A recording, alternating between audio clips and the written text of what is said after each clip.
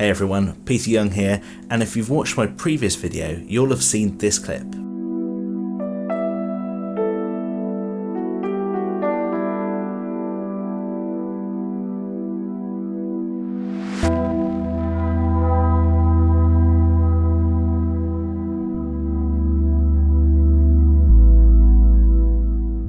In this video, I'll show you how I made it using Adobe Premiere Pro. Let's go over to the computer and check it out. So we're going to start in the project file that we created in the last video, only because it contains some of the source video and source sound files that we imported from last time.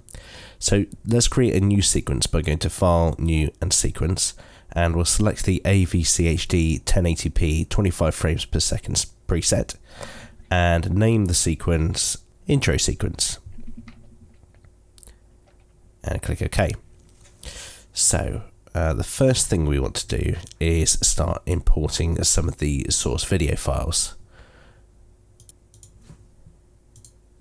Now if we expand the source video folder that we created in the last episode, we can start going through some of the video imports.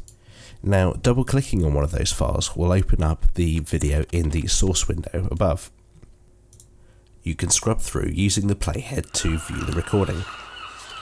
What we're looking for are the best bits of the video. We're going to select those and we're going to import them into the intro sequence so that we can sort through them later. Now in this video you can obviously see that I'm walking down the path. Now this could be a good sequence to import into our timeline. Now what I'm doing is just finding the place that I want the video to start and clicking the Mark In button. And then when I find the place I want the video to end, I click the Mark Out button. And what I can do is, hovering over the video icon, I can then drag that into the timeline. Now a warning will come up saying there's a clip mismatch. Now what this means is that the settings of the video are different to the settings of the sequence that I'm importing the video into. The main difference is that the video is recorded at 50 frames per second and the sequence is only 25 frames per second. I'm going to select Keep Existing Changes because I want the final video to be 25 frames per second. Now we'll take a look at the next clip in the list. This one was filmed upside down because of the way that I was holding the camera. So we'll try and pick out the best bit from this clip. It's not the greatest clip in the world. And I'll select obviously again the in point and the out point and then drag the video file. Dragging that video icon onto the timeline only brings the image in and not the audio. So if we go into the effects controls, we can go to the rotation section and just put in 180 degrees in there, and that'll flip the video the correct way around. So now when we play back, we can see that the video is now the right way up.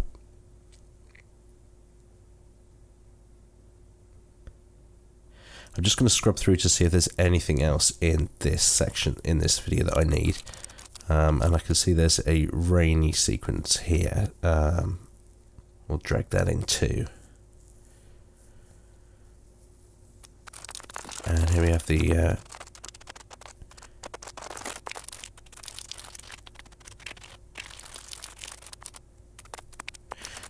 the water droplets coming down from the viaduct. So we'll try and grab those two. So select the in point and just scroll through.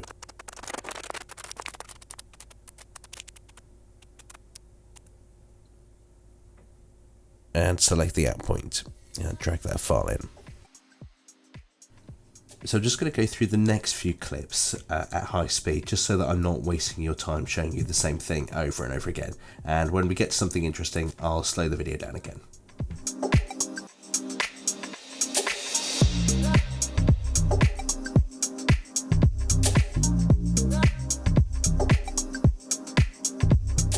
So when you get to a section when you want to import audio as well, just select the in and out points as usual.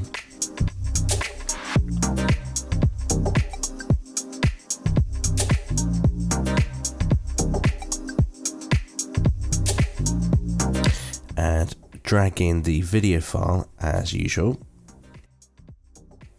Now the wave icon next to the video icon represents the sound, so just drag the sound in and drop it below the video clip. Alternatively, you can move the playhead to an empty part of the timeline and then click the insert button, which will bring in both audio and video.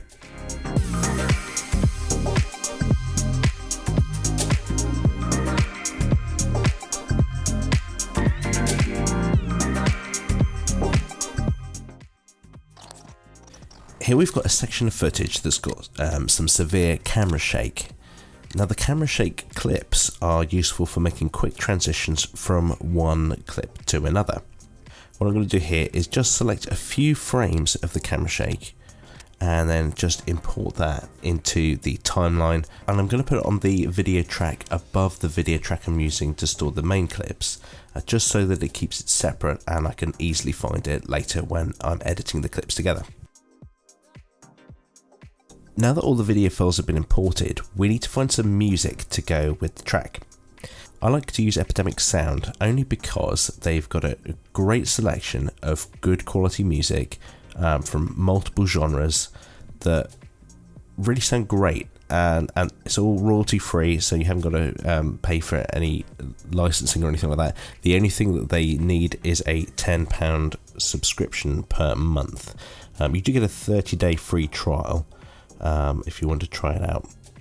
Now the site includes some curated albums and also some sound effects, which can be really useful for adding that extra depth to your videos. Obviously this video isn't sponsored by Epidemic Sound, but I just thought I'd tell you where I'm getting the music from for this video. I've already downloaded a track and I'm going to import that into the source sound folder now.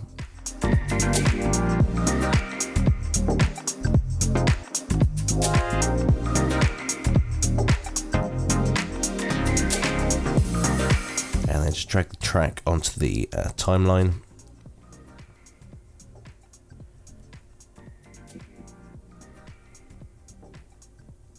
So I'm just going to give this a quick play just to see how it sounds with the video.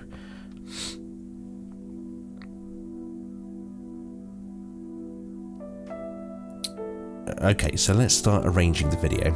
Now we need to start with a quick intro. So I know I've got these two intro sections that I imported from clips earlier.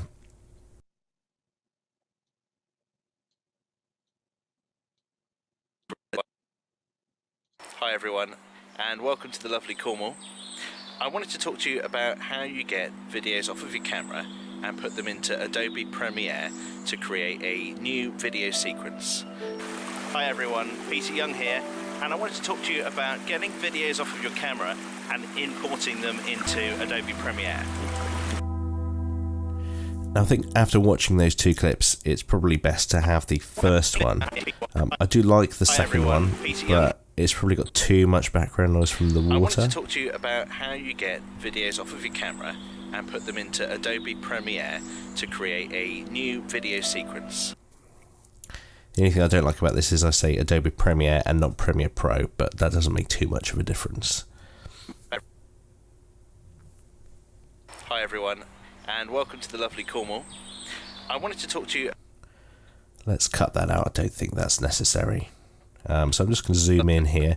Zoom in using the Alt key and the scroll wheel on the mouse. So I'm just going to move the playhead to the position where I want to cut and grab the razor tool and click, and then just look for the quiet space in the waveform there, and then just click just before I start talking again, and then delete that section by clicking on the clip and pressing the delete key. Hi everyone, I wanted to talk to you about...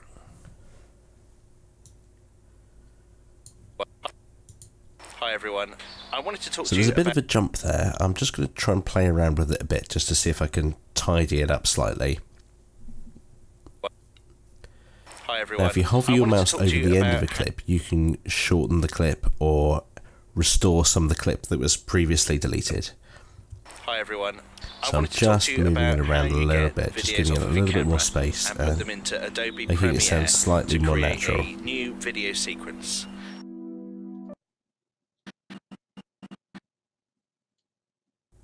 Okay, so just shorten that clip there.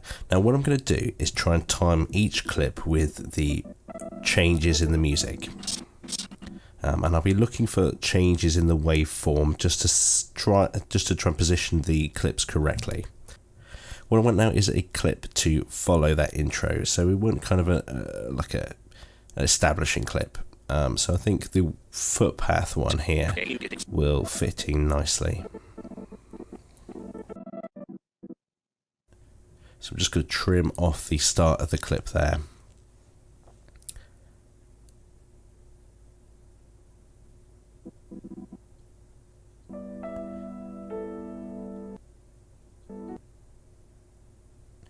Now I want to try and stop the and I want to try and end that clip just as the notes change in the piece of music.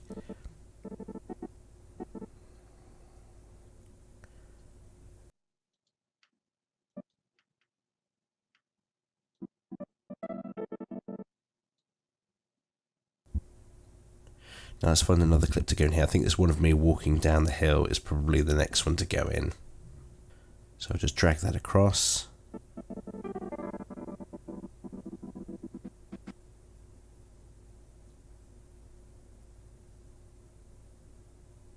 Now I want to try and end this clip so that I'm actually disappearing off the screen as the music changes tone.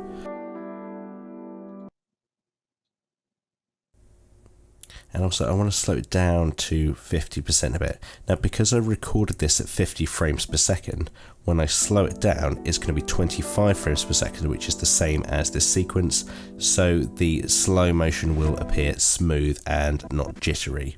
If I was to slow it down any further, then you would kind of get frames duplicated and it would look like it's stuttering as it plays that clip.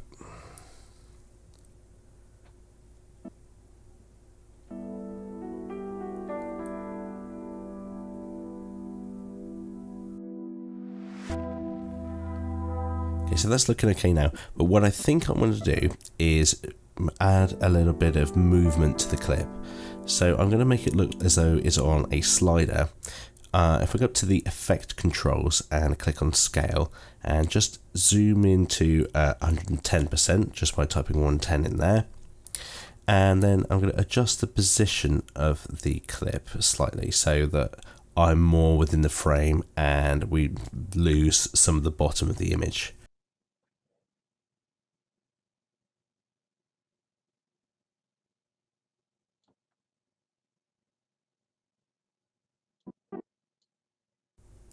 And then what I'll do is just position the clip so that it's at the left edge, and then set the timer. Move the playhead to the end of the clip. I just missed it there. I'm just going to have to go back and just find that again.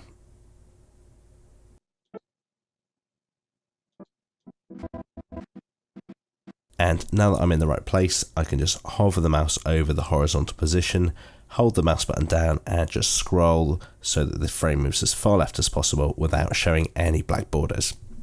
And now when we play it back, it should look like it's sliding across the screen. So let's find our next clip.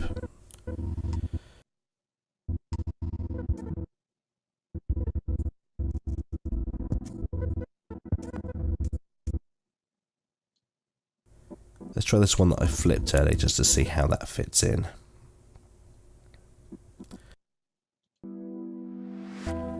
Oh, that's looking way too wobbly. Let's try and slow it down to see if that makes any difference. So we'll slow that down to 50%.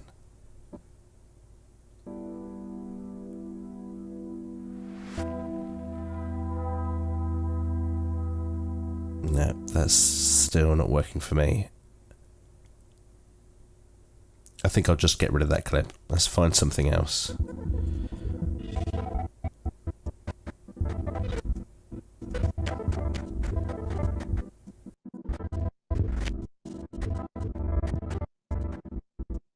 Oh, this one of me walking might be good. Let's grab that one and move that back to next to the other clip there. And we'll just take a look to see how that fits in.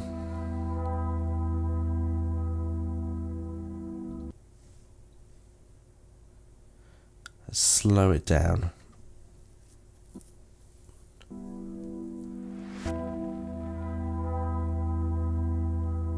I think 50% is probably too slow there. Let's try 75 and see how that works.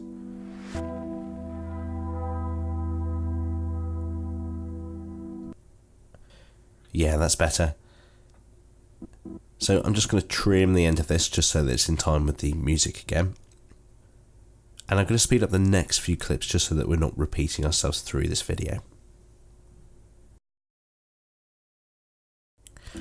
Here we've come across a clip that's got a little, or two clips that have got a little bit of wobble to them. So what we need to do is just apply the warp stabilizer effect.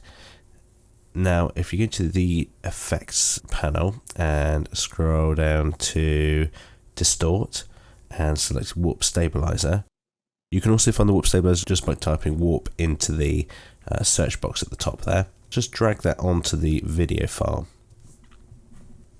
Now what you'll see in the effects controls is that the warp stabilizer starts running through all of the frames in that clip. Now what I'm going to do is just reduce the smoothness from 50% down to 10%. If you have it too smooth, it can crop in too much into the video, and it can also cause some distortion effects. So 10% I find is about right for that level of shake. So obviously if we play it back now, it's looking much smoother than it did before. If I turn it off now, you'll be able to see that the wobble comes back.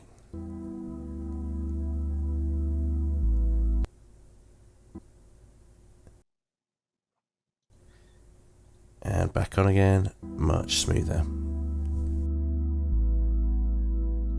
Now let's do the same thing to this clip with the bush. I'm just dragging the warp stabilizer onto that clip, and I'm going to set the smoothness to 5% on this one because it's not moving quite so much as the previous clip.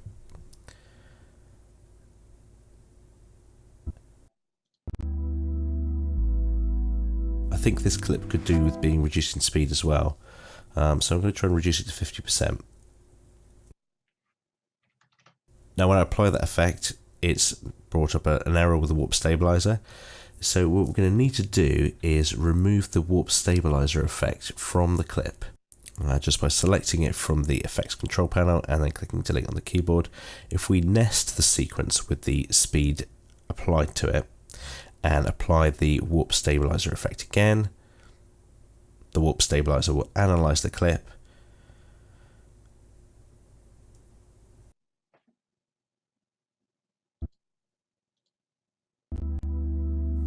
I'm going to leave the smoothness on this one at 50 because that seems to be working. But let's just find the part in the music where the tone changes, and we'll trim the clip to that point. Okay, let's speed on to the next section now.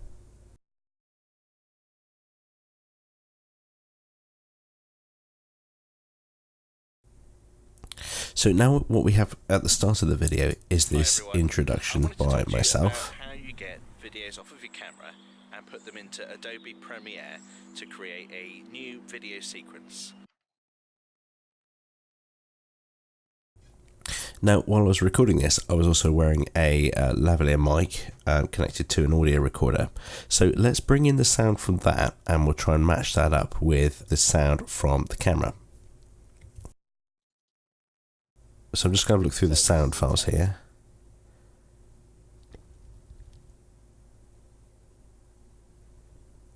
Okay, I think it's probably this bit here. Hi everyone, and welcome to the lovely Cornwall. I wanted to Yeah, that's it. How you get videos off of your camera and put them into Adobe Premiere to create. So in the same way that we import video clips, I'm going to import this sound clip as well.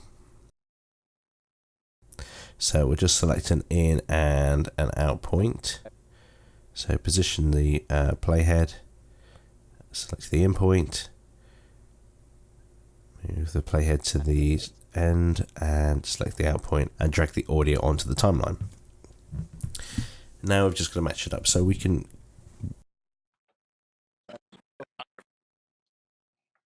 we can see quite clearly that the waveforms match the waveforms from the recording on the camera.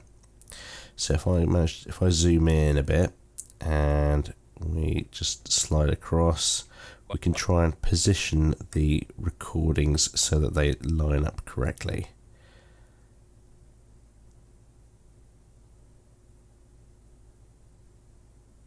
That seems to be out. Let's try it the other way. Yeah, that sounds much better.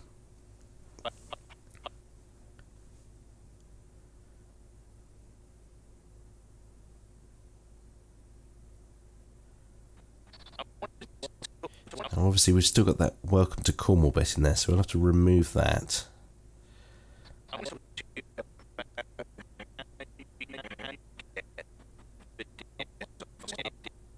And we'll just trim there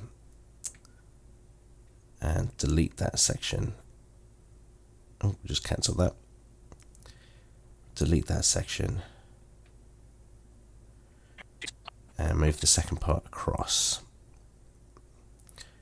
So now we just have to line this up in the same way that we did the first bit.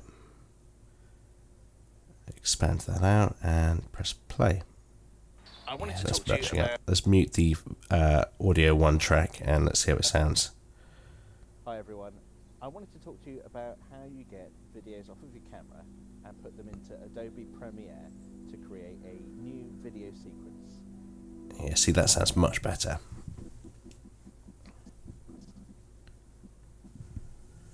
Okay, I'm just going to have a play through just to see how it's all looking now.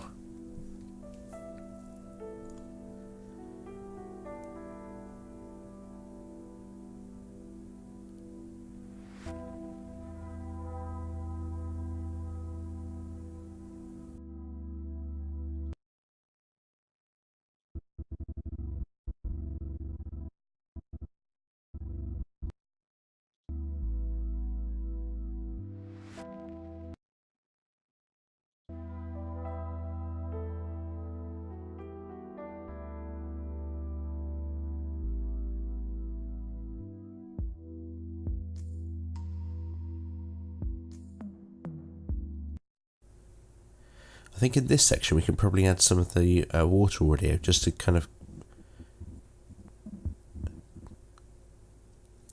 give it that kind of extra depth.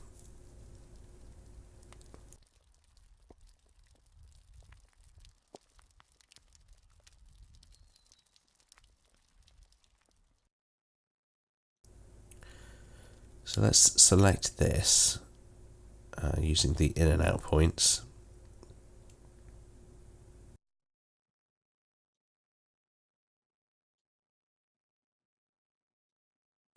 So this audio I just recorded while I was on site, just to potentially use in this video.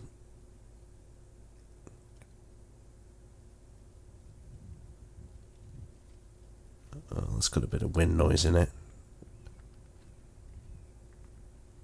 And that's got a bit of walking noise in it as well.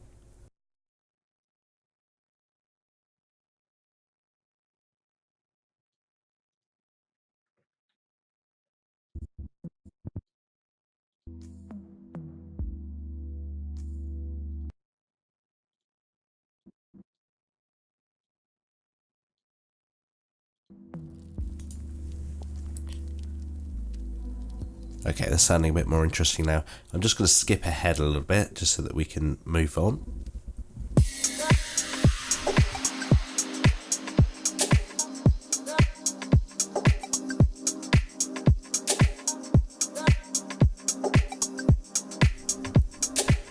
Okay, so the next step is just to tweak the color settings in the video.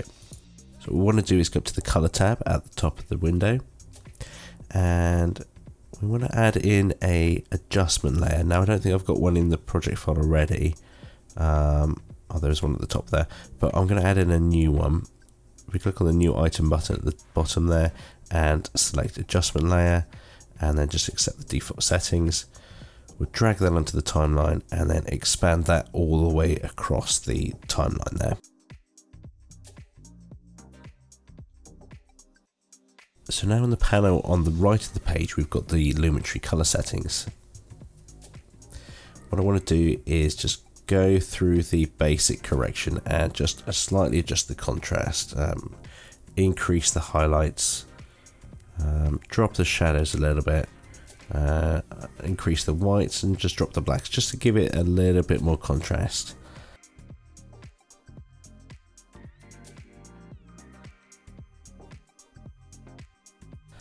The other thing I want to change is the color of the shadows, the midtones and the highlights. So we're going to bring the shadows down into the blue, bring the midtones up into the orange, and just drop the highlights down into the blue as well.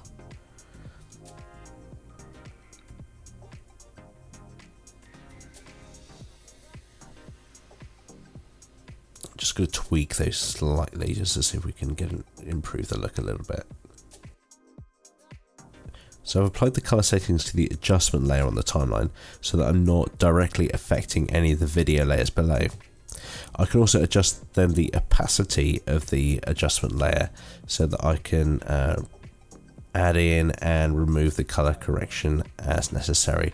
We don't want to apply the color correction completely to the videos.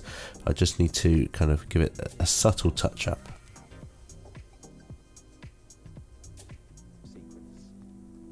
Let's just have a playthrough to see how it's looking now.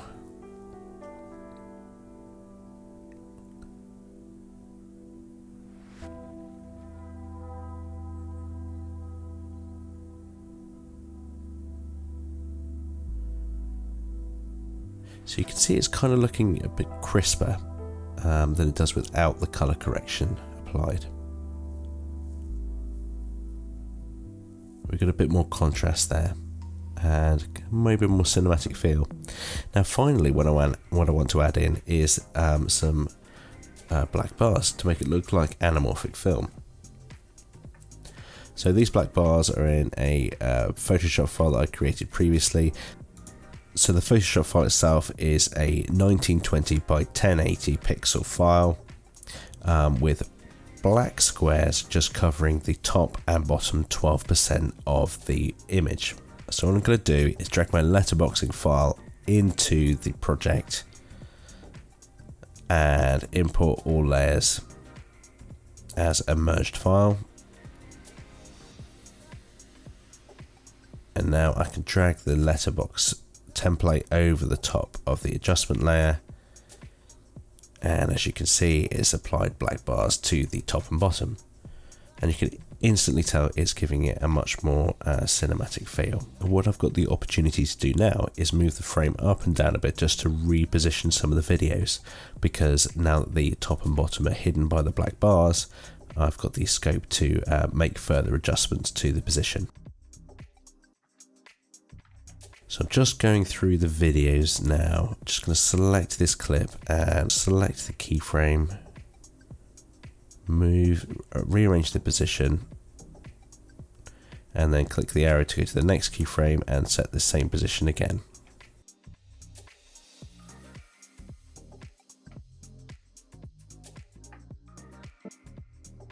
And now you can see I'm more centered within the frame.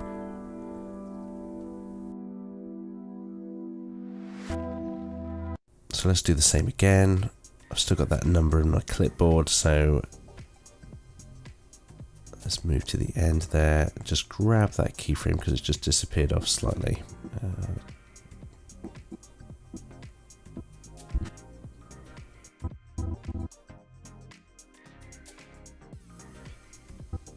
Let's just drag that in a bit. Select it. Paste the number over the top and move it back into position.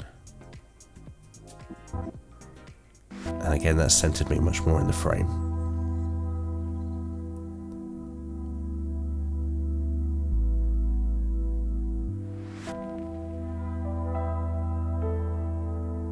Let's go back and do this one as well.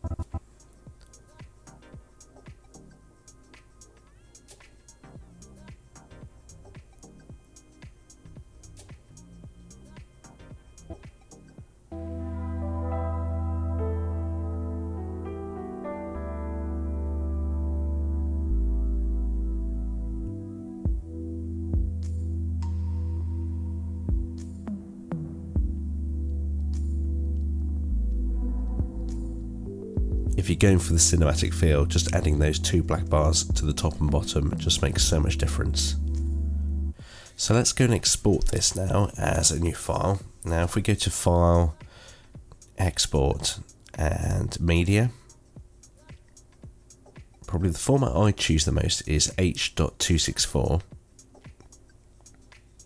and then from the presets you can select YouTube 1080p HD, and then you have some great settings for uploading and sharing your video. So we'll just wait a few seconds while this finishes encoding.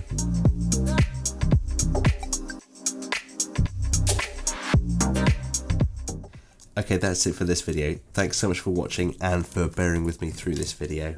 I hope it's been useful to you. I'll see you in the next video.